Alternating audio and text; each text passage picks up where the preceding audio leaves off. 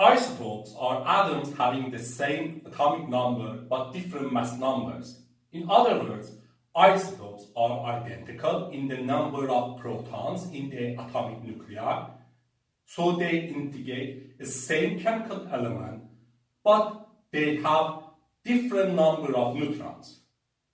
For example, the chemical element chlorine with an atomic number of 17 has two natural isotopes, chlorine 35 and chlorine 37, where chlorine 35 atoms with a mass number of 35 have 18 neutrons in their atomic nuclei, while chlorine 37 atoms with a mass number of 37 have 20 neutrons. But as chlorine atoms, both of them have 17 protons. One important characteristic of isotopes is their stability. Isotopes can be categorized into stable and unstable isotopes, where stable isotopes are not radioactive and don't go spontaneous nuclear transformations, while unstable isotopes are radioactive, or in simple words, stable isotopes remain as they are forever, while unstable isotopes undergo spontaneous alterations, maybe in a tiny fraction of a second, or maybe in millions or billions of years. For example, while two natural isotopes of the chlorine 35 and chlorine 37, are stable, chlorine also has unstable isotopes such as chlorine 36 and chlorine 38, where it takes about 300 years for chlorine 36 and about 37 minutes for chlorine 38 to have half of their atoms transformed.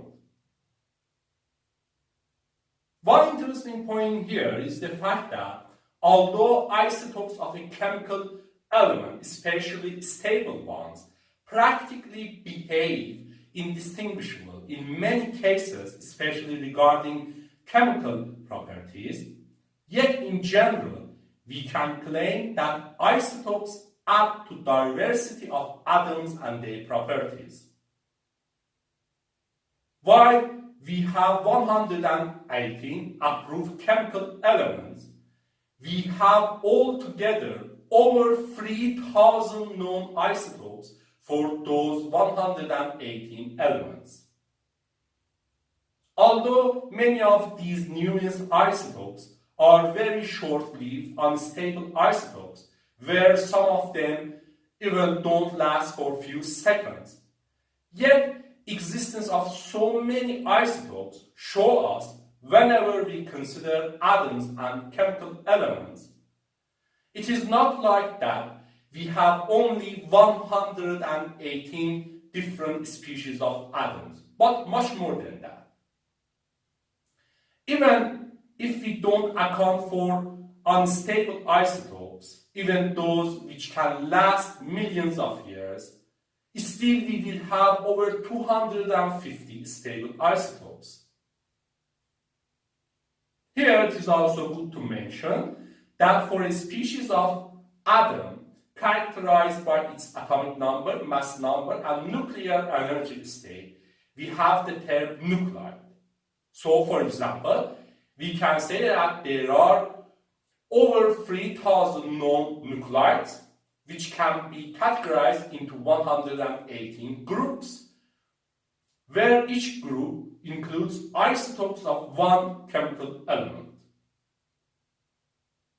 Anyway, here we can see that existence of isotopes in such great numbers greatly adds to diversity of atoms and their properties.